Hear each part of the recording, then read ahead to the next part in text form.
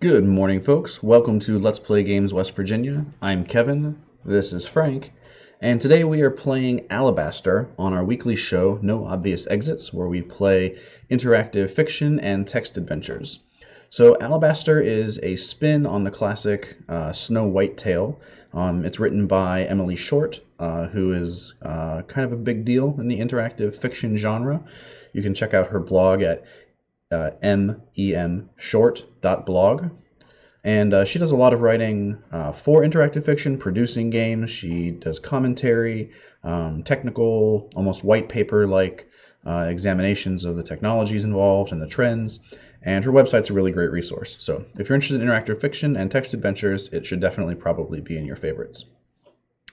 So we're playing a story called Alabaster, which, as I said earlier, is a spin-off of the classic Snow White tale. Alabaster is different from some of the other stuff that we've played on the channel. It is between 5 and 15 minutes of playtime, but there are 18 possible endings. I haven't played through even a single one yet. It's a totally blind playthrough, but I'm really looking forward to it, and it should be interesting. I think it would be pretty cool if we could see a couple of different endings in the stream, and we'll see how that goes. So, welcome to No Obvious Exits. I'm Kevin, and this is Let's Play Games West Virginia. I may have to tweak some of the colors in the chat and things as time goes by, since I believe that there should actually be images on the left there eventually, so if that happens, please bear with me. It is the bitterest night you can remember since the Dwarrows last marched against men. The sky is too cold, the village too still. There's smoke in the air, but no voices from the doorways. The Queen's light burns in the tower window behind you. She's watching, as far as she can. You and the girl move through the narrow lanes without speaking, past the muted inns and shuttered bakeries, until you reach the narrowing path beyond the churchyard. Pass in silence the graves of veterans and goodwives, and then at the outskirts the graves of suicides, which are granted no markers. Come to the place where the village ends and the trees begin to grow. Enter the forest like two spies, one sent to kill the other. Walk for hours. So Alabaster is a parser-based game, which means that it looks kind of like Muds, or Zork, or Hitchhiker's Guide, where you go north, south, east, west, pick up items, do things, which is a bit different than the choose-your-own-adventure type, like Twine games, which are increasingly popular. The parser games are some of the oldest, and one of the nice things about them is the game code is actually suitable for all machines. The parser itself is what actually makes it readable to whatever software system you're using, whether that's Windows, Mac, iOS, Android, whatever. So from the author's perspective, it's really great. You don't have to worry about coding for different types of environments. You code for the parser, and the parser handles the rest.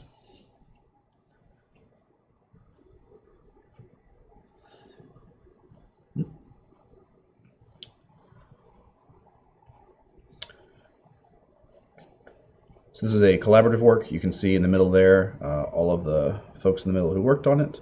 I found it through Emily Short's website, so that's why I had originally said it was her work, but it appears to be a collaborative work. And I think we're definitely going to need to... Yeah, that's alright for the text, actually. Dark woods. It is a moonless night. The lantern light does not reach far. You are seldom frightened in these woods, but tonight is unusual.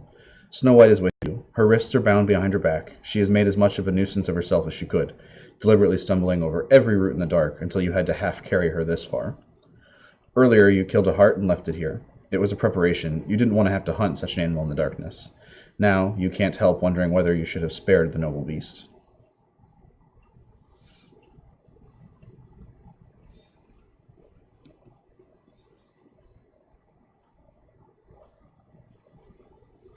Frank, you have to go down, man.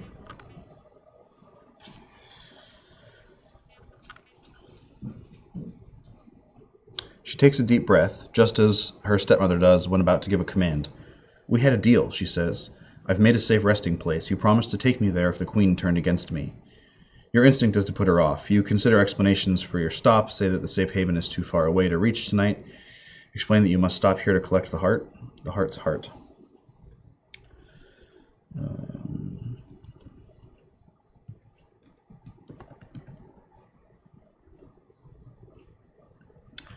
You slice the heart out of the dead animal. It is cold now, just like any ordinary sort of meat. She goes awkwardly over to the corpse and goes to one knee beside it. Thank you, she whispers. To it, not to you. Then she leans down and... What exactly? You can't see. Maybe she kisses it. Maybe she licks at its blood. Maybe neither. When she's done, she struggles back to her feet and looks at you defiantly. Of course, you could ask what she was doing, but who's to say that she would answer?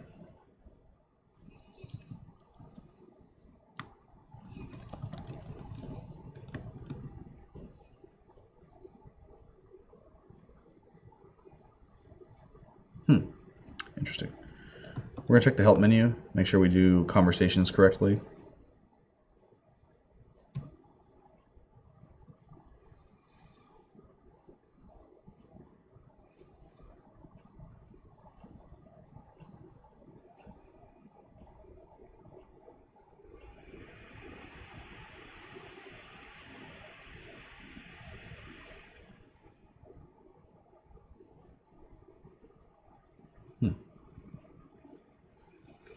All right.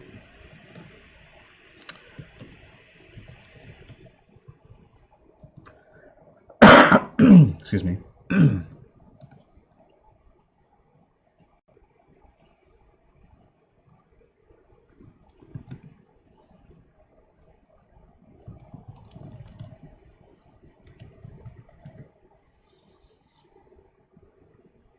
You could discuss Snow White, or daringly, vampirism, or coyly, blood. The heart-sized box you're carrying for the Queen, or the symbols on it, the Queen's magic mirror, or the Queen herself, her safe haven in the deal between you, the King, the princes of neighboring kingdoms, witchcraft, the trees about you, and the decomposing heart corpse. So we could ask about blood.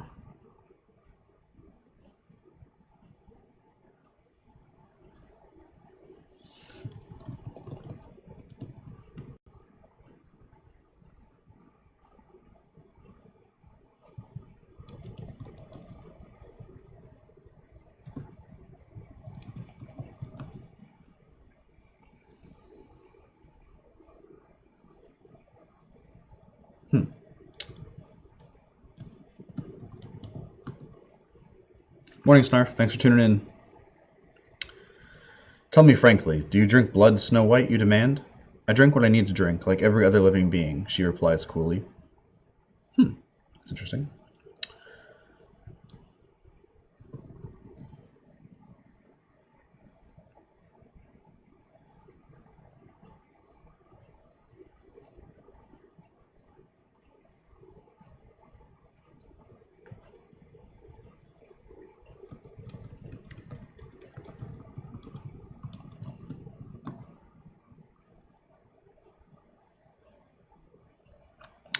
Here, do you think the Queen will be fooled by this, you ask, holding out the heart. For a moment, a strange eagerness enters her eyes as she stares at the heart. Then she mutters, "Let us hope so." The lantern flickers. It might just be a trick of the light, but it almost looks as though the heart moved. Of course, you could ask what she did to the heart, but who's to say that she would answer?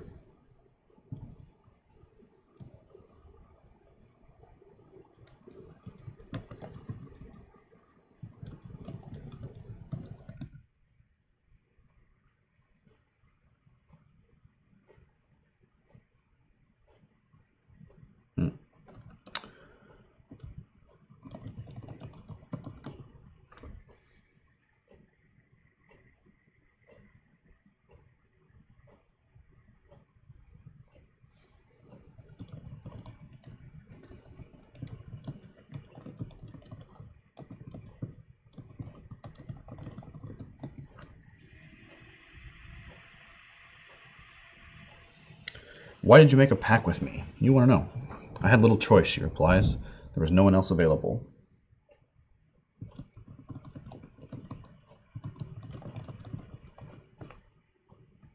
Skeep, not a word.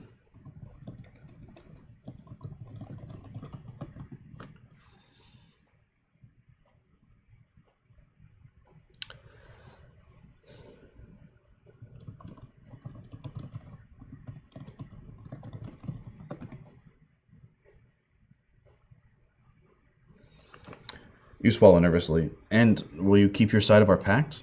For the first time, Snow White smiles.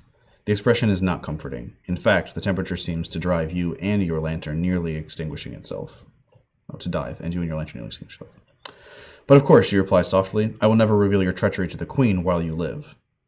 Of course, it was not treachery. So one of the difficulties of parser-based interactive fiction is, for me anyway, giving it the correct input so that I can get any useful output. I find that frequently whatever I type in a conversation is not whatever topic has been set, and there's just a limited number of options that an author can do to try to clue the program into knowing exactly what you want. And man, if I don't have a skill at choosing ones that the programmer has not entered.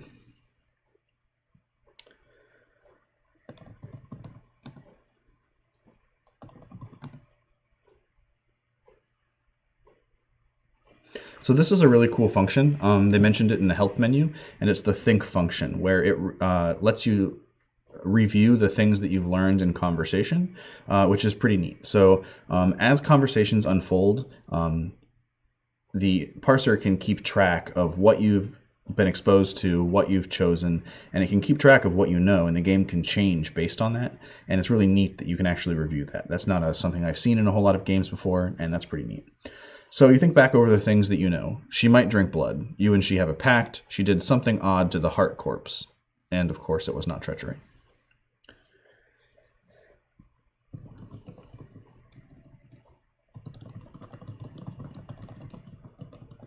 Now, heart is a kind of a deer, basically, if that's not a thing that you're familiar with.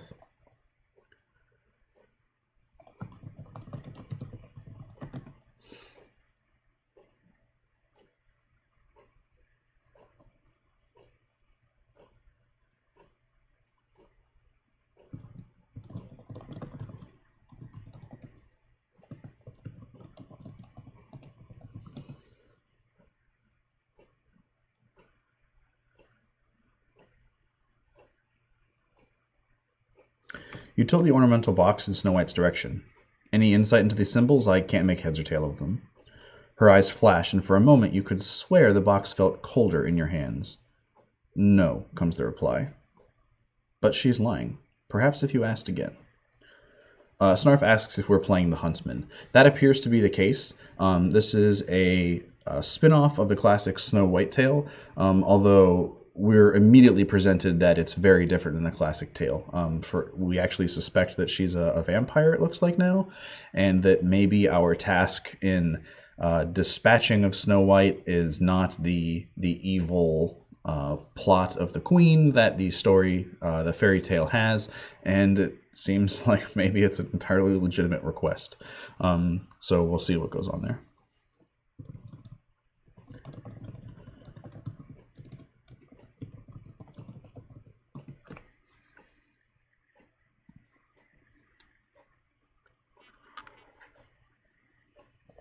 You won't give up that easily.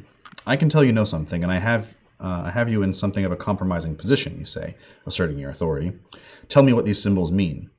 Very well, she says, conceding the point. Before you can respond, the forest goes silent. The wind seems to swirl, and the white skin of Snow White's face takes on an otherworldly glow. Her lips curl into a sneer, and she speaks towards the box in a language you do not recognize, but whose abrasive consonants assault your ears like driving hail. The box burns cold in your hand, binding your skin to wood that suddenly feels alive and hateful. Just as the first desperate scream dies soundlessly in your throat, the box, the forest, and your hands return to normal. Your mind, however, affords you no such courtesy. That is what I know about the box, says Snow White. You might ask, what just happened?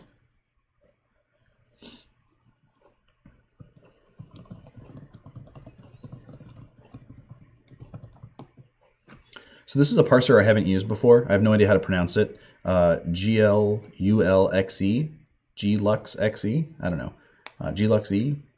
But it's a little bit slower than some of the other parsers that I've learned. But it's a more advanced parser in that it can include images. So some of the fancier interactive fiction games include like health bars on top and item lists and inventories and little maps. It can go from as simple as just reading plain text to including images and then all these other things. So the more complicated that gets, the different kind of parser the file needs to operate. This is called a gblorb, where it is a Z-code program that is wrapped in this blorb wrapper and includes all the other stuff. So it's a little bit slower to respond than some of the others, but it also could just be this ancient laptop that I'm on. But I think it's actually probably the parser. I agree, Snarf, she does not seem terribly nice. What just happened? You managed to stammer, flexing fingers that only a moment ago felt ready to snap off your hand like icicles. You pushed me too far, she says calmly. You can now ask if she is a witch, ask whether the queen herself made the magic mirror, or ask if the queen is a witch.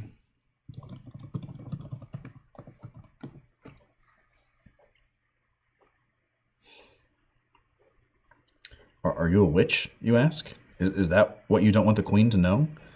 She ponders your question for a moment, and she replies, Witch is not a good description of what I am, but then so few people understand witches.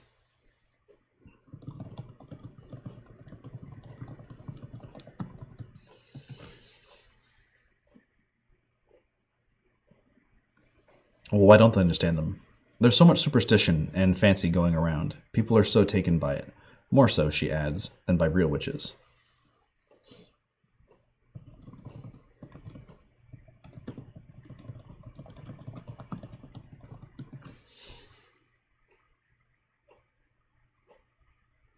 Did the queen make the magic mirror herself, or did it come to her from elsewhere? Yes, and yes, she shivers. It came to her as an empty vessel. She filled it. It is she who chose a suitable voice and soul for the mirror and made the sacrifice of the living donor.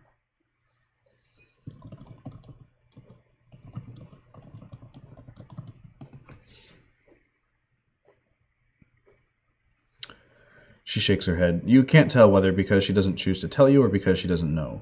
The queen consumes and corrupts the people around her. Some she transforms into monsters. Some she simply uses up and discards.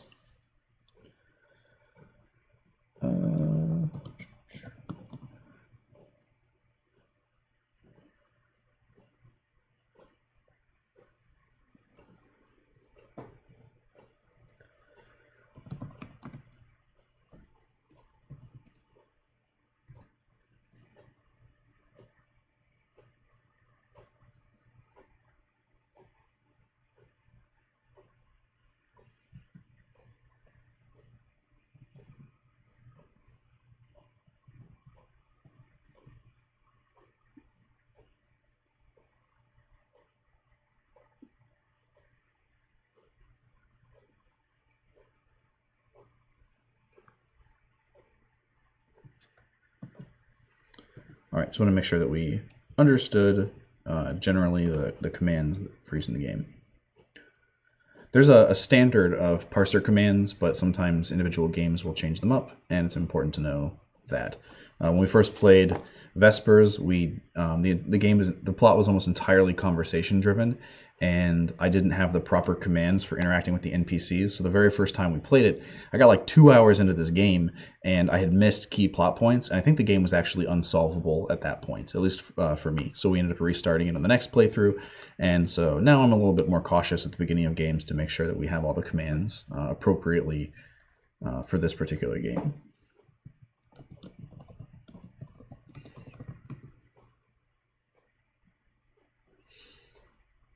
Her skin is whiter than the surface of the moon. Her eyes are black, and her breath is the breath of the grave. At night she dances and she drinks red wine. She sleeps by day. She alone of all the court refuses to be brought before the queen's magic mirror. She threw a rock at it once and almost broke it, but she bites and scratches and will not be dragged in front of its face.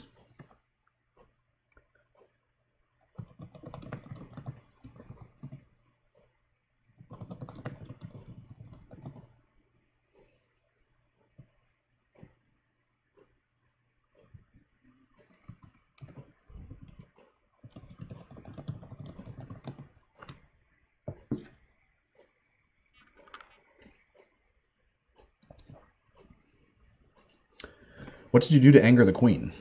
I did nothing. It was my existence that bothered her. I would not let her examine your existence too closely were I you.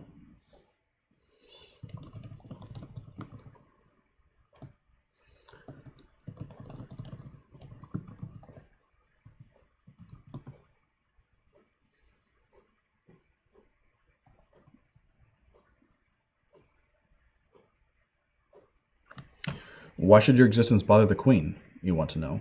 Perhaps she thinks we are too much alike. Interesting.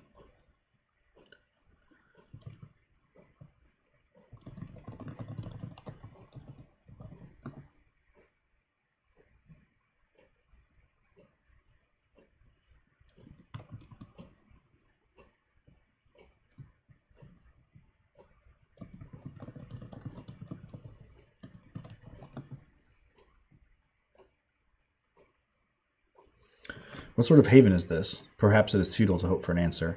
It has the necessities of life only, she says, a very modest house, a small number of servants, or perhaps I should say a number of small servants. Interesting.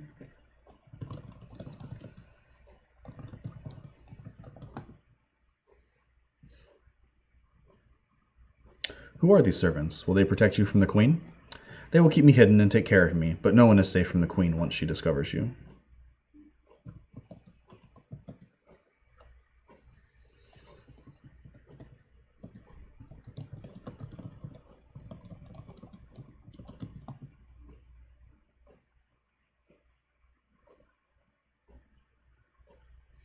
You told me before the safe haven would take about an hour to reach, but you never said which way to go. North. Safety is to the north, and the sooner we start, the better.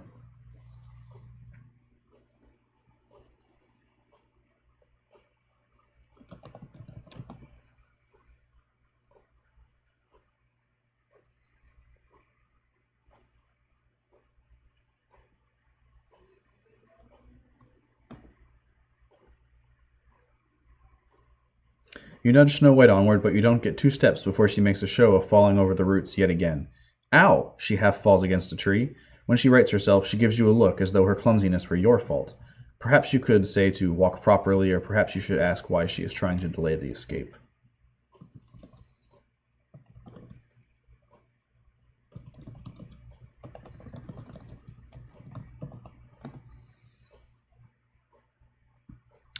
Am I permitted to know, Your Royal Highness, why it is you're so carefully tripping over roots instead of fleeing for your life? She considers before speaking. Then, I'm searching for something, she says, which is as necessary to my safety as reaching my haven. I'd hoped, though, to make my find far earlier before you noticed. She muses for a moment. I should not tell you, but you would hardly let me stay silent, would you?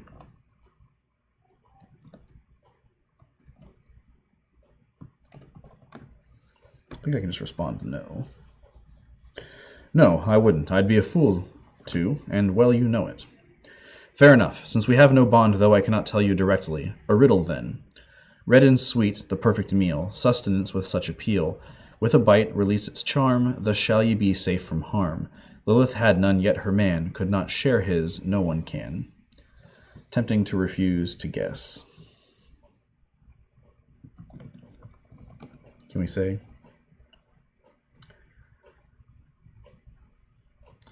Do you mean blood? What would she expect to find in the woods if not some animal from which she could feed? She laughs wickedly. Wrong, and your answer reveals more of yourself than you might like.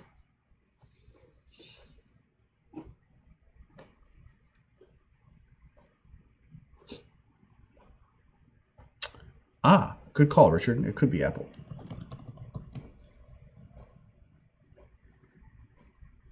I'm totally hooked on the vampire line, so... Is the answer to your riddle an apple? If so, you have the wrong set of woods. The trees here are pine and aspen. You answer right, and yet you don't understand. Her expression, dimly seen in the lantern light, is almost frustrated, as though there's something she wishes to tell you but cannot. But it's not clear how an apple would help her. Do we have an inventory? Maybe we have an apple. You have with you a heart's heart, a dagger, a lantern, and a heart-sized box. The heart-sized box is closed. Lose anything on the way? Her expression is unpleasantly amused.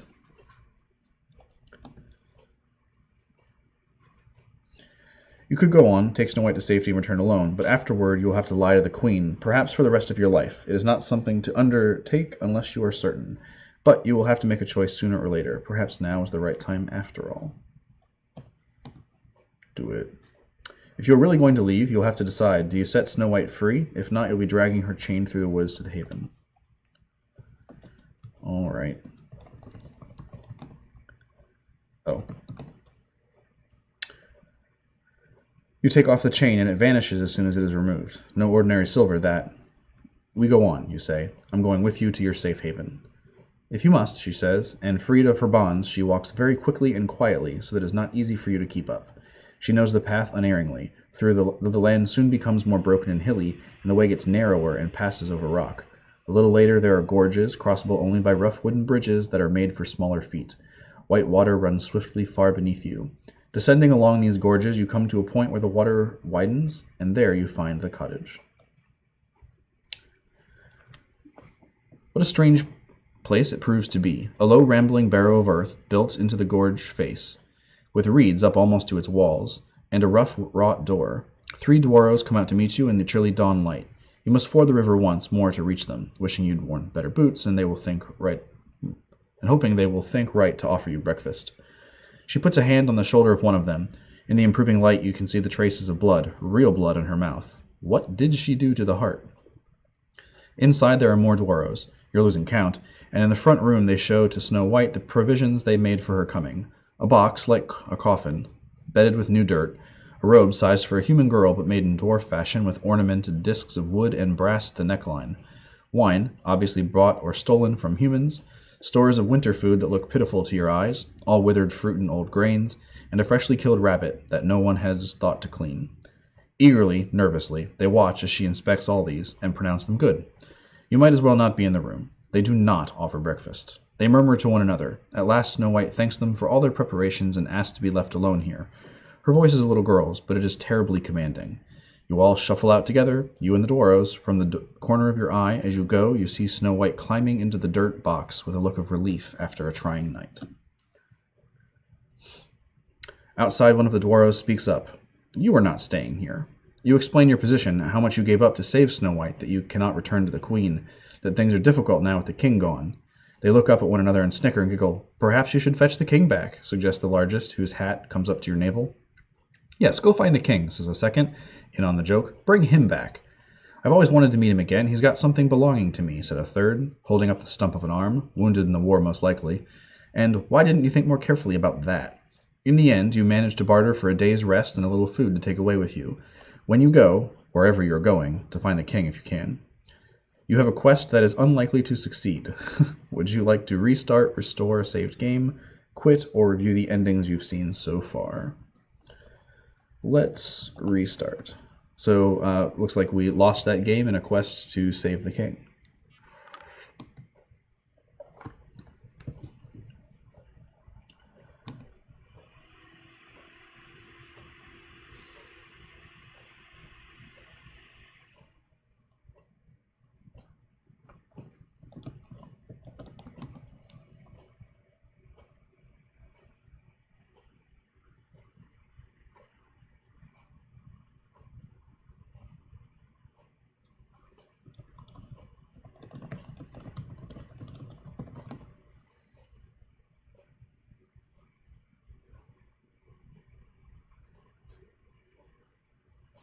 What was that, you ask? And what did you do to the heart? It died for my sake. I repaid a little of that debt. Her lips look dark, almost black.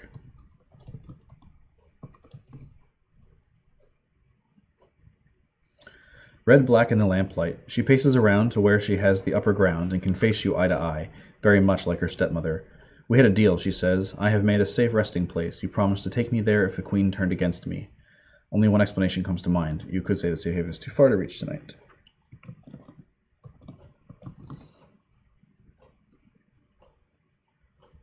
It's too far away to reach tonight. The Queen sent you out long after midnight. There are probably only a few hours remaining before dawn. She shivers. I suppose the Queen will expect you to return quickly. You do not say anything, which is kind of an answer. You wait, heart pounding. Untie me and I'll go on alone.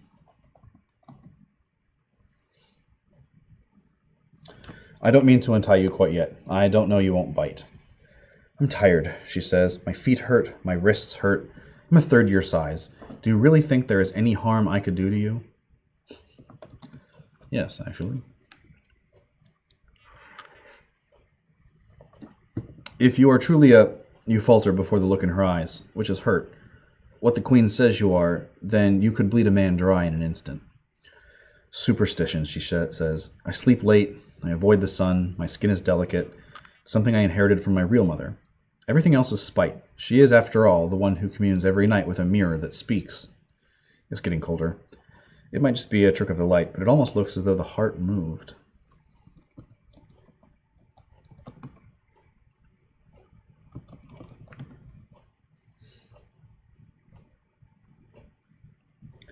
You peer more closely at it.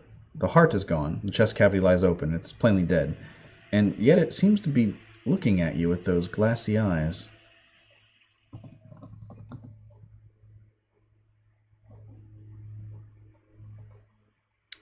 Speak soon. So every format and every storytelling form has tropes, and one of them for interactive fiction games is the game can keep track of how many times you have asked for a description or looked at an object. And that can change. It can also change if you've done something. If you've heard something from a piece of conversation, the next time you look at it, you may actually learn new or different information. It can also just be how many ticks go by in the game. It could be that it's after round 30, suddenly this thing happens and an event occurs and the description changes. So if there's something that seems a little awkward, it's often good to re-examine whatever that object is, and maybe new information will come about.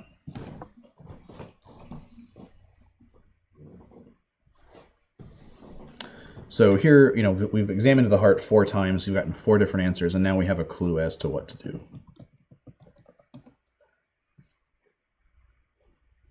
You wait for Snow White to become tired of glaring at you, and after a few moments she obliges, turning towards a scurrying sound in the underbrush with a hungry glint in her eye. Seizing the opportunity, you kneel before the heart and ask, "Hello?" Several things happen at once. Firstly, Snow White whirls towards you, her face livid. "You can't!" Before she can finish her sentence, in point of fact she's trying to start it, the once dark forest flashes with frantic ice-blue energy, the air fills with a steady ethereal hum, and you see the pallid princess lifted before you, suspended in the thick, vibrating air, her rage caught in her throat.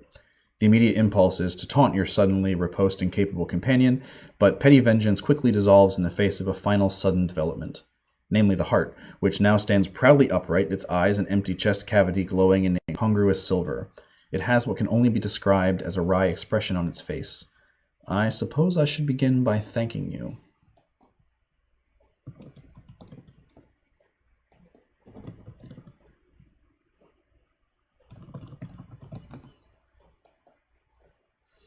Blindsided, you manage to stammer, "You're welcome?"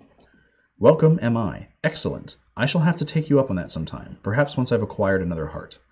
No one speaks, though. Only the two of you experience any pause. The decomposing heart corpse peers at you sardonically. "Before we go any further, is there anything else you'd like to carve out of what's left of my body?" "No," you reply sheepishly. "Very well," says the heart corpse, "then let us get down to business." The wind has dropped completely.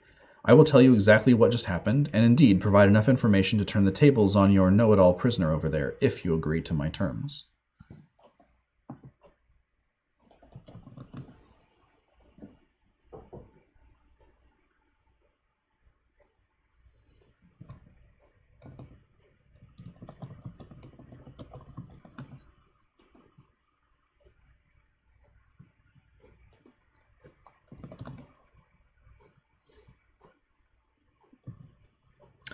The heart corpse paws the ground innocently. "It's very simple, really. I want my heart back."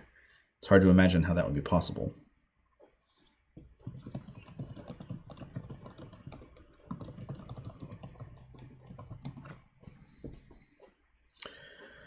For what you realize is, incredibly, the first time, you feel disgusted. "Back in there?" you ask, gesturing at the decomposing heart corpse glowing ribcage. The heart corpse rears upward, clattering back to the ground with enough force to jar a few loose gobbets from its body cavity. Don't be grotesque. I mean that I want it back in a more cosmic sense. Which raises the obvious question of what he means by cosmic.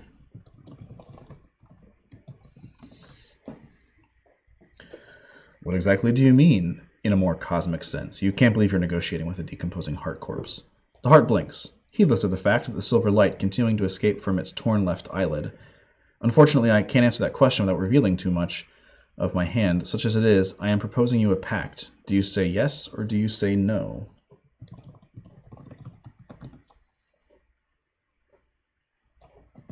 Sure, let's make a deal with a dead deer. You figure there's no harm in collecting pacts. I accept, you intone solemnly. The decomposing heart corpse clatters excitedly, and its silver glow momentarily surges, while the urgent blue prison surrounding Snow White flickers and dulls. Excellent. It is done. I believe you are in possession of a small wooden box. Yes, I have such a box, you admit. Very well, says the undead heart, then you must burn the box with my heart inside and scatter the ashes around this spot. You are less cold than you were earlier. Only that way can I be made whole and set free, he tells you. So will you do that for me? Sure, we are apparently a voodoo zombie guy. Very well. If that is what you wish, you agree. Good, the heart replies, and in turn I will aid you against your prisoner, but do not delay. The deed must be done ere the night is o'er. The woods are eerily silent. I should have introduced myself. The name's Happy Blue, professional juggler and itinerant dwarf about town, declares the heart corpse proudly, crooking a fractured forelimb and dipping its matted shoulder in salute. You might ask where its name came from, or ask whether he was a servant of Snow White.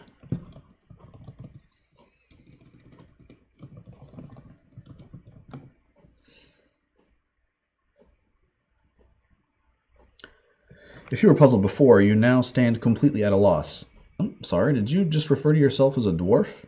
The decomposing heart, Happy, capers testily and revoltingly in place. This body, Happy intones, is but a shell, a container, a temporary lodging for my eternal soul.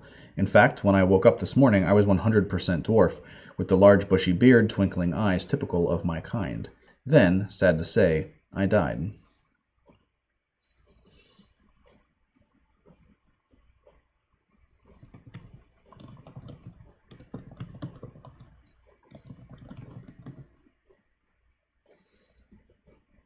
Oh.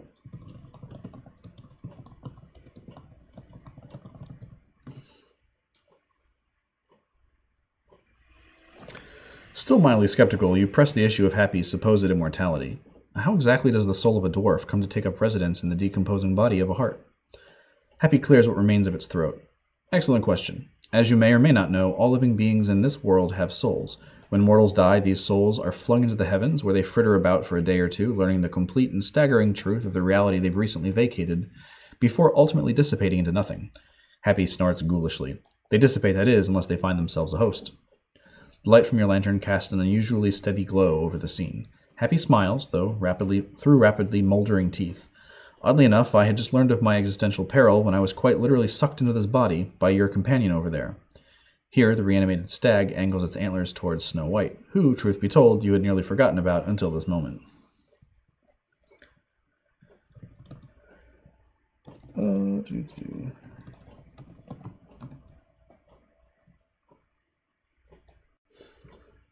Using the lantern. The lantern is glowing, but the flame does not leap or flicker. You cannot burn anything with time held in this way. Now our pact is made. You may ask me whatever you like in exchange. Those who have died have access to all knowledge, and you look as though you could use some. Alright, we will wait on the burning of the box then.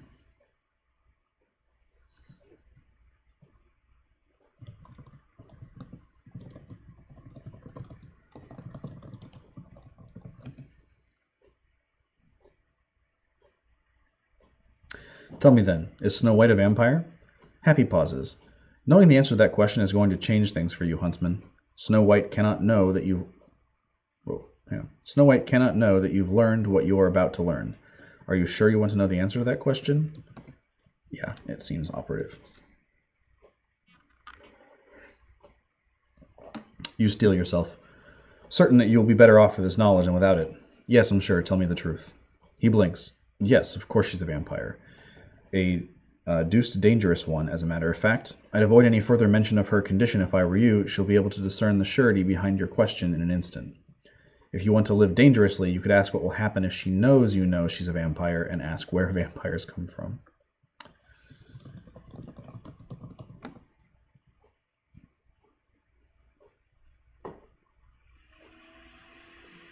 Is the queen a danger to me? You know she is, Happy responds. She's a witch, and that magic mirror is dreadfully powerful. She made that, you know, placed the soul of one of her waiting women into it, and now she goes on listening to the lady's insane, bitter advice. Things might have gone better if she got some good soul into the mirror instead, but it was to be expected. When all that she does with the help of demons.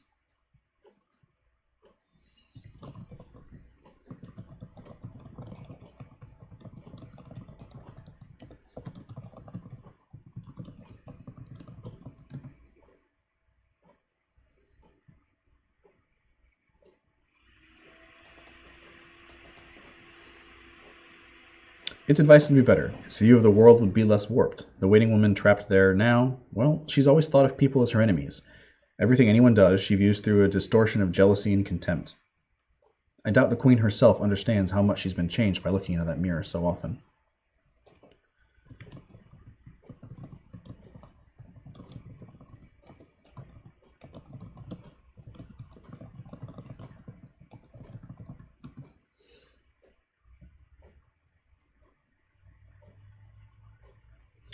Would it be possible to repair the mirror, you suggest? You only half understand these matters, but he might. Could we put a different soul into it?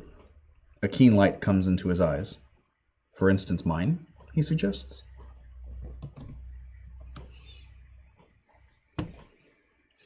Certainly. Why not? Your life was cut short and this body does not suit you.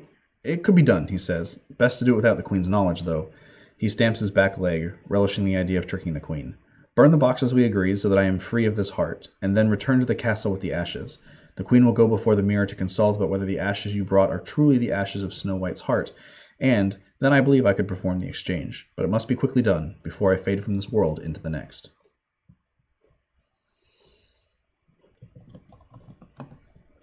I don't know if okay is a thing I can say or not.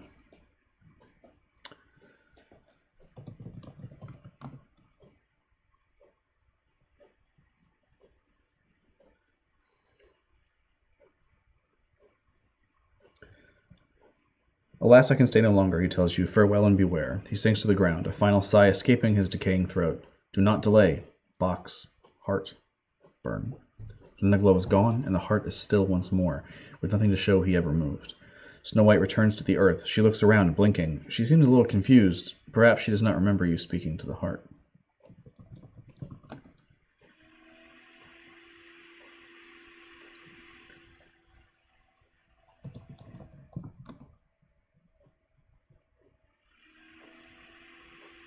Oh, did I not get the heart yet? I thought I did.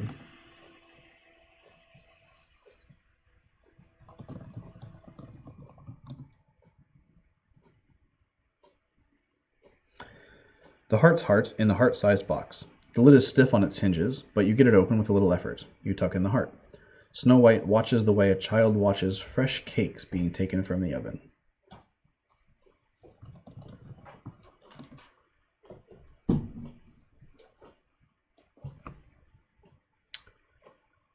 Just realized this camera is probably in a bad location for folks looking to see what's at the bottom of the screen, so we will try that. You snap the lid shut on the gory contents. She sighs ever so faintly.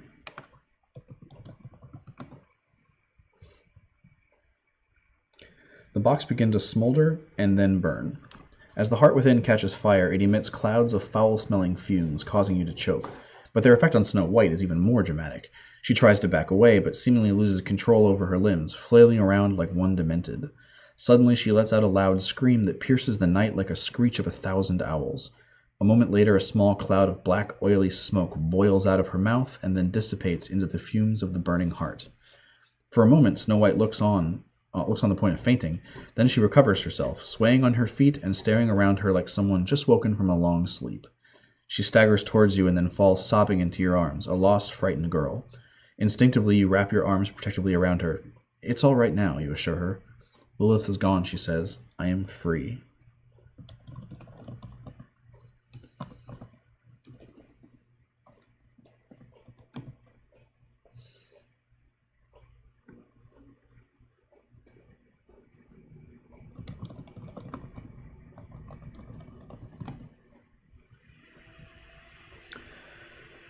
What did Lilith want? I'm not certain, Snow White replies. She was better at hiding her counsels from me than I from her. Sometimes I could not guess why she made us do the things she did, but sometimes I think she was jealous of me and wanted something to be ordinary. At times, she seemed very angry. You would be warmer if only you were still moving. Let us go, she says. It's growing cold here.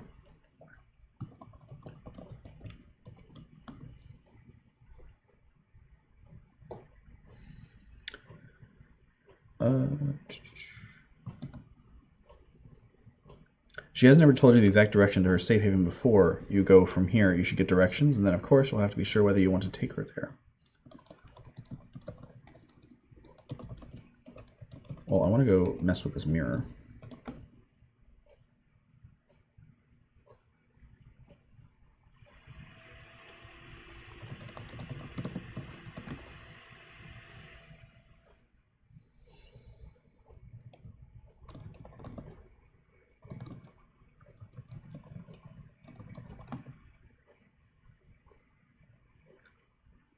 Where is your safe haven, you ask? You never told me. North, she mumbles. I put it in the north among the Dwarrows. That might not have been the wisest choice, but she seemed to know how to control them. It was easy for her to make them do her bidding.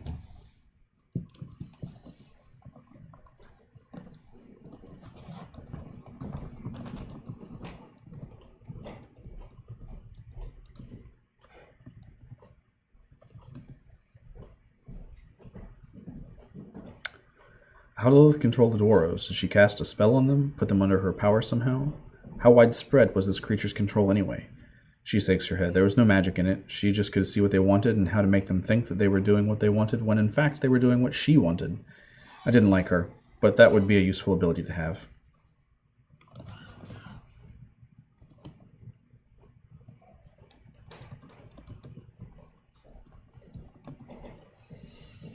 Why do you suppose that exorcism succeeded? I do not understand why a little smoke was enough to drive Lilith off. She shakes her head. All knowledge of that sort belonged to Lilith, not to me, she says. Even when she wanted us to read things, it is she who remembered them.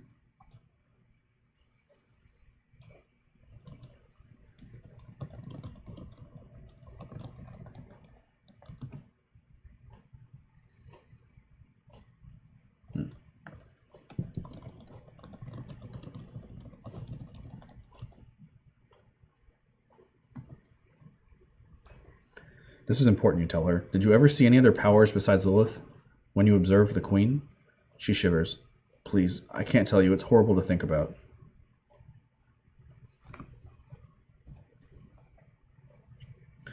You move around so that you're in front of her again. Impossible to ignore. I asked you about the powers the Queen summoned. I must know. Were there any besides Lilith?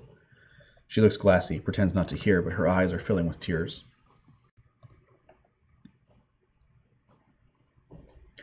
I need you to think, you exclaim. Her weakness is exasperating. What feeble stock she is. I asked you about the powers of the Queen, or I asked you about the powers the Queen summoned. I must know. Were there any besides Lilith?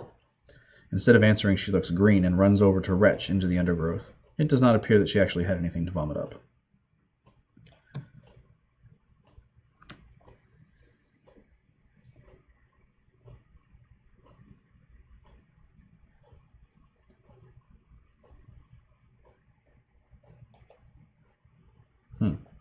That's interesting.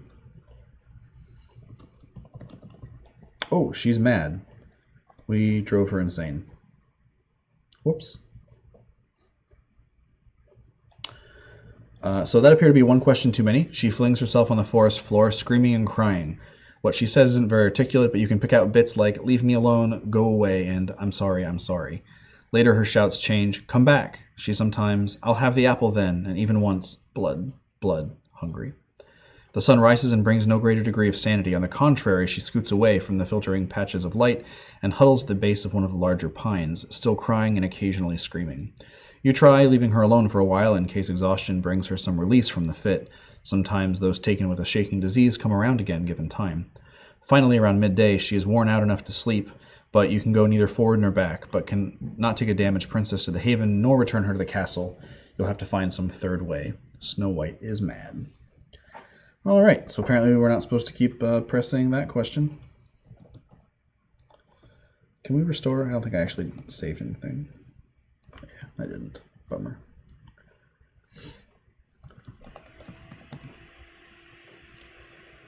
Alright.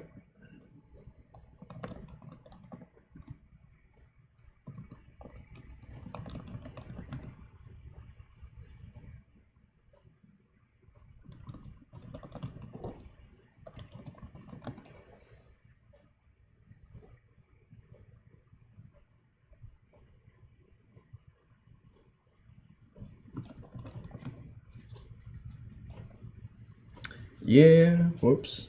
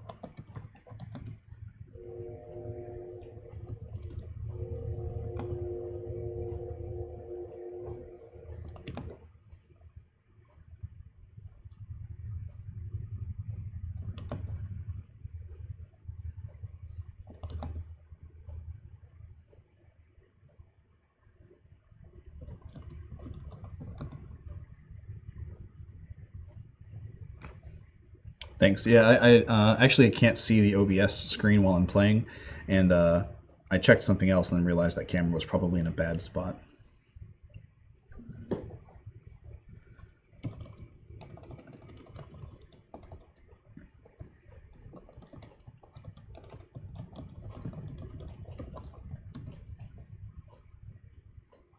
So I'm trying to power back to that section in the decision trees where we don't drive her insane.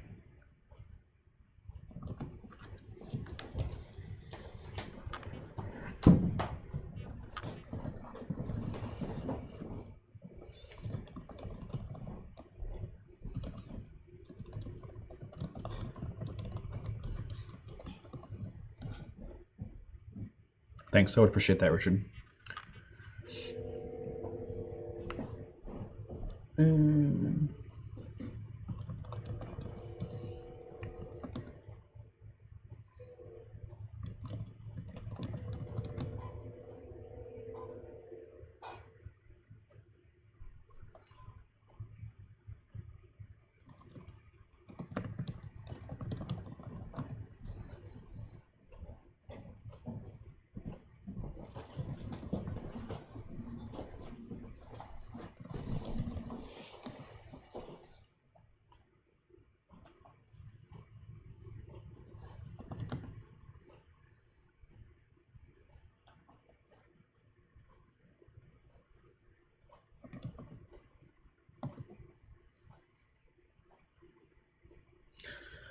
All right.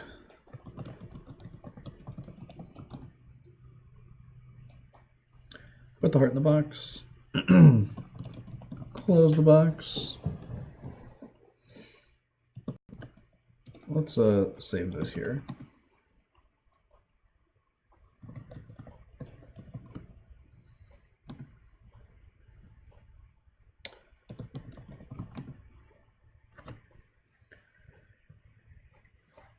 Okay.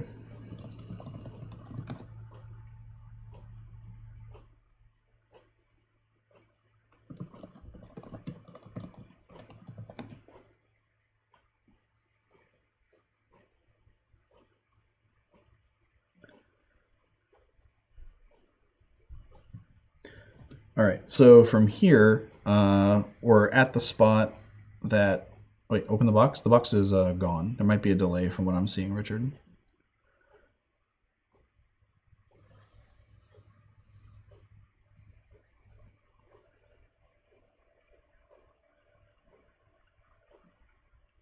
Is this step 3 profit? Or is this a, man, who's the guy? Justin Timberlake, SNL joke.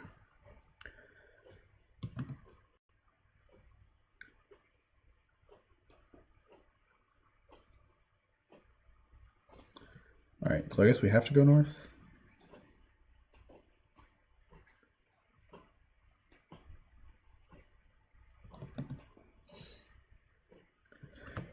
All right, you take off the change, the metal vanishes. I'm coming with you to the haven, you say. I think that's safest. She nods, obviously relieved. I do know the way still, but Lilith did most of the negotiation with the dwarf. I don't know if this is dwarves or dwarves in a vaguely Germanic, Polish kind of W. I'm a bit nervous of them, and it proves to be as she says. The way to the cottage takes you out of the part of the woods that you know into a rougher land cut with gorges and littered with fallen trees, a place that seems gloomier and more blasted than your own territory. Here and there, sloping tunnels descend into the earth, and you know better than to enter any of those. When you reach your destination, she draws closer to you and holds your hand. It is dawn now, but a cloudy, unhappy dawn. Before you is a low, unwelcoming cottage built into the side of the gorge where you can only reach by fording the river. Excuse me. 3 dwarves form a welcoming committee, which is to say they stand outside the cottage and stare at you in silence as you struggle through the icy gray water. What a beautiful cottage, Snow White lies, gritting her teeth and dragging sodden skirts through the floods, and a well-protected location. The dwarves do not speak. Is there good fishing? You ask one of them courteously, as you dump the liquid from your boots. No. Who are you? And you explain, and then Snow White tries to explain, but it's clear that your explanations are only making them more suspicious. Inside you find they've made preparations for Snow White, rather sordid ones. A coffin of dirt has a place of honor by the fire, and there is a fresh-killed rabbit, still bloody. would have been my nice cozy breakfast and comfortable bed, Snow White says to you, under her breath. Everything as you asked, says the nearest dwarf, stroking the broken neck of the rabbit with one hand as he looks eagerly up at her. Lovely, she says, looking rather ill. But now I must speak with my retainer, she gestures at you. The dwarves look at one another, then bow, as one, and go out. Ooh. You and she sink into different corners of the room and are silent for a little while, contemplating all the horror that is behind you and everything left to come. It is obvious you won't be able to stay here for long. You will have to go on, do something more. Finally, Snow White opens the wine the dwarves left and pours some of it into a cup. After a sip, she makes a face and passes the cup to you. It's rough, she warns. You've grown used to palace vintages, you say. You're not used to what ordinary folks drink. Any wine at all is a treat. Most of us make do on ale. Warmed by this moral lesson, you take a swig. You could look for the king, Snow White suggests, while you were still coughing and wiping the tears from your eyes. Lilith was very interested in him, I remember that. She thought something mysterious had happened to him. She was disappointed that I didn't know more myself. Perhaps if we were able to bring him back. I don't suppose the dwarf spirit told you where to find him. You shake your head simply. You are in exile. Alright. Let's restore to previous game.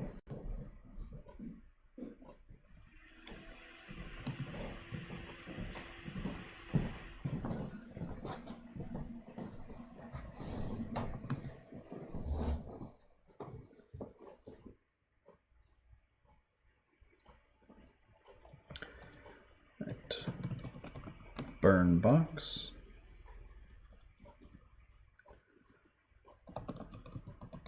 Get ashes.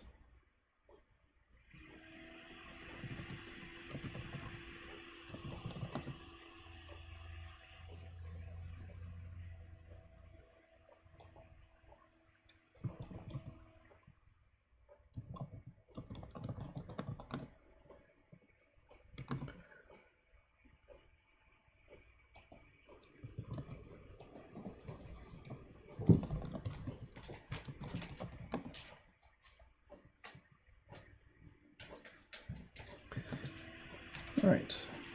That's okay. We're doing it anyway.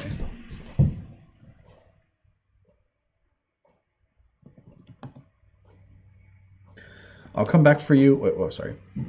You better go ahead, you say. You're free now, and you should be able to find your way to the haven you prepared. I must return to the queen, and as quickly as possible. There's something more I must accomplish for the good of the kingdom. But I'll come back for you if I can, if things become safe, you say. You can only hope that Happy's prediction was correct, and that he'll be able to possess the mirror and use it to neutralize the queen's evil influence. Now go. You give her a little push in the small of her back. Remember, whatever it was you did where Lilith possessed you, and use that knowledge to save yourself, and I will do likewise. You turn and begin walking quickly back in the direction of the palace, already rehearsing in your mind what you will say to account for the absence of the box. Your interview with the queen is a difficult one. You are not a practiced liar. Even more terrible is the interlude afterward, where she has you put under guard for the time being and takes the handful of ashes you brought back and disappears with them into her own chamber. The shrieking conversation of the mirror is audible but incomprehensible from several rooms away. And then, abruptly, it goes silent. When it begins again, it is in a different key, Happy's voice mimicking the voice of the errant serving woman. The change is so obvious to you even at a distance that you imagine the game must be up. Surely the queen realizes. But she does not emerge from her room for the rest of the day, nor for the next. It is only on the third day that she is seen in the halls again. She is pale, her voice unsteady, and yet it is like someone whose fever is broken. Her eyes do not look glassy. She bathes only in cold water and eats only fresh fruit. These changes are reported among the servants. It was not until nearly 3 weeks have elapsed that she remembers you. She comes to your guarded room one afternoon and asks you to tell her the true story of what happened in the forest. And you oblige, extraordinary as the story is. I feared it would not deceive you, you say at the end. The queen lays down the core of the apple she was eating and looks at you. I was not deceived. She closes her eyes and frowns. No, let's say I chose to permit myself to be deceived. The whole world has gone rotten and sickly, as the mirror showed it to me. I could scarcely bear to look at it, and I could not look away. Her eyes open, and you see some glimmer of the old queen behind them. Nonetheless, she says, I could go back to what I was. It needs only to blood the mirror once more. The task is not difficult. She puts her hand over yours, the first physical contact you have ever had. Her hair is loose around her face, and she is sleepy-eyed, and you want what you should not want. She knows, of course. Don't mistake. This now is only an idol of sanity. or ideal. The other mood will come again. If you are loyal, you will fetch home the king, and quickly. But this proves to be difficult, for he is nowhere to be found, and day by day her sanity ebbs. Time is slipping away from you. Man, that is another ending that didn't work. Alright, so the endings we've encountered so far: going with a freed Snow White to the Haven, exercising Snow White, then driving her mad, taking the exercised Snow White to the Haven, returning to the Queen with Happy's ashes. I happen to have a series of walkthroughs queued up, so I'm going to take a look over there. Maybe.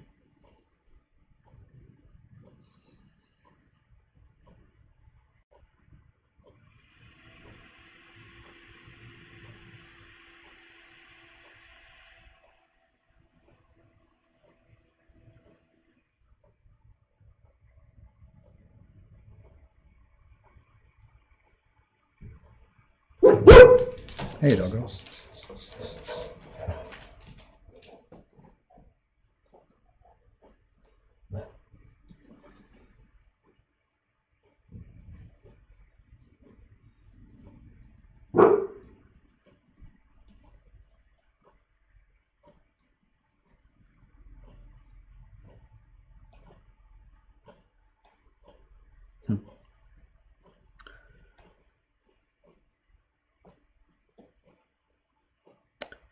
Well, that is kind of interesting. I don't think there is a happy ending per se.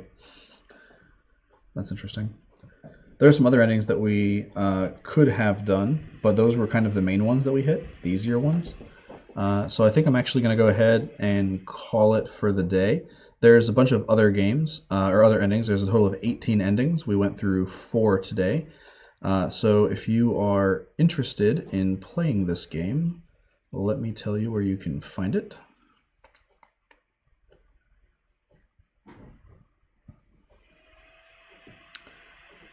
You can find this at Emily Short's blog, which is mshort, for this long link for the game. It's mshort.home.mindspring.com/alabaster with a capital initial A. Or you can just go to mshort.blog and probably find it from there. So definitely an interesting spin on the Snow White tale. Decidedly different than the ones which most of us know. That was a pretty interesting game. I really like the ability to check and see the different endings that you have, as well as to review the information that you've collected. That's pretty interesting. I haven't seen that in other IF games. So it's definitely a neat story. The art on the left is pretty neat. I noticed that some of the other Emily Short stories that I've looked at contain additional art that help kind of set the mood, and I think that's an interesting and useful portion of the game. And yeah, so I enjoyed the game. I hope you guys enjoyed too. Thanks for tuning in. This is Let's Play Games West Virginia. I'm Kevin. You can tune in at twitch.tv/LPGWV every day of the week. We've got something going on. Tomorrow we have Poke Mondays at 8 p.m. Then Tuesday is Andy versus the World. Wednesday is Katie Sapp, usually doing survival horror. Then SMP does I Am Legend, which is a weekly Hearthstone stream. Friday, it's kind of Bartender's Choice, where Andy plays sort of whatever he likes. Saturdays are usually JGrow Retro, playing retro video games, and there should be a change in the lineup soon, and I think we're going to see Snarf next Sunday, so in this time slot. So, thanks for tuning in. This is Let's Play Games West Virginia. I'm Kevin, and we will see you soon.